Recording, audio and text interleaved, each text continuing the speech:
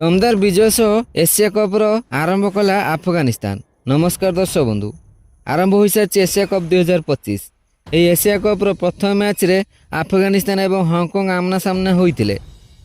मंगलवार दिन खेल मुकाबला आफगानिस्तान हांगकांग को 94 रन शोचनीय भाव में परास्त कर निजर विजय अभियान आरंभ करिछि। प्रथम बैटिंग कर सद्दिकुल्ला अटल एवं अजमतुल्ला उमरजाई दमदार अर्धशतकीय इनिंग्स बल निर्धारित 20 ओवर मोट 188 रन संग्रह कर हांगकांग 199 रन एक बृहत लक्ष्य रखी आफगानिस्तान, जार जवाब रे संपूर्ण हांगकांग दल 20 ओवर बैटिंग कर 9 विकेट हराई मोट 94 रन ही संग्रह कर आफगानिस्तान यह मैच को 94 रन ले जीति जाइथिला। तेबे यही मैच रे निजर दमदार प्रदर्शन पर अजमतुल्ला उमरजाई को मैन ऑफ द मैच भाव विवेचित कराइथिला। आफगानिस्तान पक्षर यह मैच रे उमरजाई बैटिंग रे 21 बॉल खेली धुआंधार 53 रन संग्रह करथिया बेले बोलिंग रे 2 ओवर बोलिंग करी 4 रन दे गोटे विकेट हासिल करथिले। तेबे यह मैच रो संपूर्ण विवरणी आमे आपनकु जणाइबु एही वीडियो रे, किंतु यह पूर्व जदि आपण आफगानिस्तान दल को भल पाती ताले दयाकर वीडियो को लाइक कर दियंतु एवं आफगानिस्तान यही एशिया कप्र फाइनाल को पहुँची पारिबो कि नहीं निजर मूल्यवान मतामत दयाकर कमेंट कर जणातु। तेबे आसंतु जानिबा संपूर्ण खबर। दर्शक बंधु, मंगलवार खेल एशिया कप 2025 रो शुभारंभ मुकाबला रे आफगानिस्तान एवं हांगकांग परस्पर को भेटिथिले। तेबे यही प्रथम मुकाबला रे आफगानिस्तान अधिनायक रशीद खान प्रथम टॉस जीति बैटिंग निष्पत्ति नहीं। तेबे 2.2 ओवर बेले को रहमानुल्लाह गुरबाज को हांगकांग बोलर आयुष शुक्ला निजाकत खान का हाथ में कैच आउट कराई पाविलियन फेराइबा सह आफगानिस्तान को शक्त झटका देते। यार परवर्ती ओवर अर्थात 3.2 ओवर बेले को रहमानुल्लाह गुरबाज को स्थान अधिकार करने आसीथिया अभिज्ञ इब्राहिम जादरान को मध्य 16 हराई आफगानिस्तान। से मात्र 1 रन करी कैच आउट हो पाविलियन फेरी। हांगकांग अन्यतम बोलर अतीक इकबाल जिशान अली हाथ में कैच आउट हो इब्राहिम जादरान को पाविलियन फेराई। तेबे जादरान मोट 4टी बॉल खेली मात्र 1 रन करी आउट होते। यापर पड़िया को ओह्ल आफगानिस्तान अभिज्ञ ऑलराउंडर मोहम्मद नबी। से सद्दिकुल्ला अटल सह 41 बॉल 51 रन भागीदारी करी व्यक्तिगत 26 बॉल 33 रन संग्रह करथिया बेले किंचित शाह बॉल निजाकत खान का हाथ में कैच आउट हो पाविलियन फेरी। यापर नबी स्थान पूरण करने आसीथिबा गुलबदीन नाइब बेसी किसी करें। से मोट 8टी बॉल खेली मात्र 5 रन करी किंचित शाह द्वितीय शिकार होते। दल 13 ओवर बेले को मात्र 95 रन ले 4टी मूल्यवान विकेट हराई संकट में पड़ जाइथिला। हेले यापर पड़िया को ओह्लैथिले एही मैच रो हीरो अजमतुल्ला उमरजाई। से सद्दिकुल्ला अटल सह मिसी दलर स्कोर को क्षिप्र गति आग को बढ़ाई। अजमतुल्ला धुआंधार बैटिंग करी हांगकांग बोलर मानक निद हजाई देथिले। से निज इनिंग्स रे धुआंधार बैटिंग करी 21 बॉल ले मोट 53 रन संग्रह करथिले, जहाँ आफगानिस्तान दल पई एक रेकर्ड।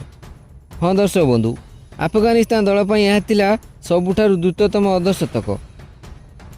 तेबे से तांको इनिंग्स रे 5टी छक्का मारिथिबा बेले 2टी चौका हासिल करथिले।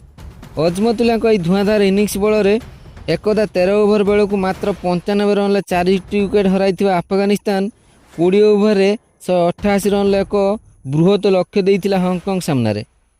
तेबे आफगानिस्तान पक्षरु यही सबू बैट्समैन को छाड़देले सद्दिकुल्ला अटल ओपनिंग रू आसी 52टी बॉल खेली 6टी चौका और 3टी छक्का बल 73 रन ले एक पाली मध्य खेली। एवं करीम जन्नत 2 और रशीद खान 1टी बॉल खेली 3 रन संग्रह करथिले। तेबे 199 रन ले एक बृहत लक्ष्यर पिछा करने को ओह्लैथिला हांगकांग दल।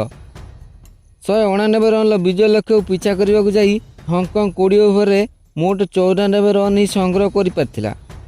दल पक्षर सर्वाधिक रन संग्रह करथिले बाबर हायत। से 43टी बॉल खेली 3टी छक्का सहायतार मोट 39 रन संग्रह करथिले। आफगानिस्तान बोलर मानक शाणित बोलिंग को सामना कर न पारी संपूर्ण हांगकांग दल रे गोटिए पर गोटिए विकेट 16 आउट हो जाइथिले। प्रथम ओवर ही दल बैटिंग विपर्ययर सामना करथिला, जेतेबेले दल निज इनिंग्स द्वितीय बॉल ही अंशुमान रथ को विकेट हराइथिला। अंशुमान मात्र गोटिए बॉल खेली निजर खाता खोली पारि नथिले। ସେ ଫଜଲ ଫାରୁକୀଙ୍କ ବଲ୍ରେ ରହମନୁଲ୍ଲା ଗୁରବାଜଙ୍କ ହାତରେ କ୍ୟାଚ୍ ଆଉଟ୍ ହୋଇ ପାଭିଲିୟନ୍ ଫେରିଥିଲେ। ଏହାପରେ ଜିସାନ ଅଲି ମଧ୍ୟ ଉମର ଜାଇଙ୍କ ବଲ୍କୁ ସାମ୍ନା କରିନପାରି ମହମ୍ମଦ ନବୀଙ୍କ ହାତରେ କ୍ୟାଚ୍ ଆଉଟ୍ ହୋଇ ପାଭିଲିୟନ୍ ଫେରିଥିଲେ। ବାବର ହାୟତ ଏକୁଟିଆ ଆଫଗାନିସ୍ତାନର ବୋଲରମାନଙ୍କୁ ଦମ୍ଭର ସହକାରେ ମୁକାବିଲା କରୁଥିବା ବେଳେ ଅନ୍ୟପଟେ ୱିକେଟ୍ ହରାଇ ଚାଲିଥିଲା ହଂକଂ। 2 ଓଭର ବେଳକୁ 12 ରନ୍ରେ ମୂଲ୍ୟବାନ 2ଟି ୱିକେଟ୍ ହରାଇଥିବା ହଂକଂ ପୁଣି 2ଟି ୱିକେଟ୍ ସଅଳ ହରାଇଥିଲା। ନିଜାକତ ଖାନ୍ ଏବଂ କିଞ୍ଚିତ୍ ଶାହା ରସିଦ୍ ଖାନ୍ ଏବଂ ଅଜମତୁଲ୍ଲା ଉମର ଜାଇଙ୍କ ହାତରେ ରନ୍ଆଉଟ୍ ହୋଇ ପାଭିଲିୟନ୍ ଫେରିଥିଲେ। ନିଜାକତ ଖାନ୍ କୌଣସି ବଲ୍ ନ ଖେଳି 0 ରନ୍ରେ ରନ୍ଆଉଟ୍ ହୋଇଥିବା ବେଳେ କିଞ୍ଚିତ୍ ଶାହା 10 ବଲ୍ ଖେଳି ମାତ୍ର 6 ରନ୍ ହିଁ କରିପାରିଥିଲେ। ଏହାପରେ ଅଧିନାୟକ ୟାସ୍ମି ମୋର୍ତ୍ତାଜା କିଛି ସମୟ ପର୍ଯ୍ୟନ୍ତ ଧୈର୍ଯ୍ୟପୂର୍ଣ୍ଣ ବ୍ୟାଟିଂ କରି ବାବର ହାୟତକୁ ସହଯୋଗ କରିଥିଲେ ହେଁ ବାବର ହାୟତ ତାଙ୍କ ହାତ ଛାଡ଼ି ଦେଇଥିଲେ। 12.5 ଓଭର ବେଳକୁ ବାବର ହାୟତ ଗୁଲବଦିନଙ୍କ ଏକ ବଲ୍କୁ ମାରିବାକୁ ଯାଇ ରହମନୁଲ୍ଲା ଗୁରବାଜଙ୍କ ହାତରେ ଧରା ପଡ଼ିଯାଇଥିଲେ। ଏହାପରେ ପୁଣି ଦଳ କ୍ରମାନ୍ୱୟରେ ୱିକେଟ୍ ହରାଇଥିଲା। ତେବେ ସମ୍ପୂର୍ଣ୍ଣ 20 ଓଭର ଖେଳି ଦଳ 9ଟି ୱିକେଟ୍ ହରାଇ ମୋଟ 94 ରନ୍ ହିଁ ସଂଗ୍ରହ କରିପାରିଥିଲା। ତେବେ ହଂକଂ ପକ୍ଷରୁ ଏମାନଙ୍କୁ ଛାଡ଼ିଦେଲେ ଅନ୍ୟମାନଙ୍କ ମଧ୍ୟରେ ଏଜାଜ ଖାନ୍ 6, ଏହସାନ ଖାନ୍ 6, ଆୟୁଷ ଶୁକ୍ଲା 1 ଏବଂ ଅତିକ ଇକବାଲ 1 ରନ୍ ହିଁ କରିଥିଲେ। ଆଫଗାନିସ୍ତାନ ପକ୍ଷରୁ ଫଜଲକ ଫାରୁକୀ ଏବଂ ଗୁଲବଦିନ ନାଇବ 2ଟି ଲେଖାଏଁ ୱିକେଟ୍ ହାତେଇଥିବା ବେଳେ ରସିଦ୍ ଖାନ୍, ନୁର ଅହମ୍ମଦ ଏବଂ ଉମର ଜାଇ ପ୍ରତ୍ୟେକ ଗୋଟିଏ ଲେଖାଏଁ ୱିକେଟ୍ ହାତେଇଥିଲେ। ଅଜମତୁଲ୍ଲା ଉମର ଜାଇଙ୍କୁ ତାଙ୍କର ଦମଦାର ପ୍ରଦର୍ଶନ ପାଇଁ ମ୍ୟାନ୍ ଅଫ୍ ଦି ମ୍ୟାଚ୍ ଭାବେ ବିବେଚିତ କରାଯାଇଥିଲା।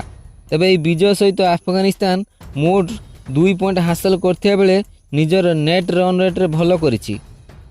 ହଂକଂକୁ 94 ରନ୍ର ଏକ ବୃହତ ରନ୍ ବ୍ୟବଧାନରେ ପରାସ୍ତ କରିଥିବାରୁ ଆଫଗାନିସ୍ତାନର ନେଟ୍ ରନ୍ ରେଟ୍ ବହୁତ ଭଲ ହୋଇଯାଇଛି, ଯାହା ତାହାକୁ ଆଗକୁ ବହୁତ ଲାଭଦାୟକ ହେବ। ଏହି ବିଜୟ ପରେ ଆଫଗାନିସ୍ତାନର ଅଧିନାୟକ ରାସିଦ୍ ଖାନ୍ ଏହି ବିଜୟର ଶ୍ରେୟ ନିଜର ସବୁ ଖେଳାଳିମାନଙ୍କୁ ଦେଇଥିଲେ। ସେ ପ୍ରେଜେଣ୍ଟେସନ୍ ସେରିମନିରେ ଏହି ବିଜୟରେ ଆମ ଦଳର ସବୁ ଖେଳାଳିମାନଙ୍କର ଭୂମିକା ରହିଛି ବୋଲି କହିଥିଲେ। ଉଭୟ ବ୍ୟାଟିଂ, ବୋଲିଂ ଏବଂ ଫିଲ୍ଡିଂରେ ଆମ ଦଳର ଖେଳାଳିମାନେ ଚମତ୍କାର ପ୍ରଦର୍ଶନ କରିଥିବା କଥା ସେ କହିଥିଲେ। ଏଥିସହିତ ସେ ଉମର ଜାଇ ଏବଂ ସାଦିକୁଲ୍ଲା ଅଟଲଙ୍କୁ ମଧ୍ୟ ଧନ୍ୟବାଦ ଦେଇଥିଲେ।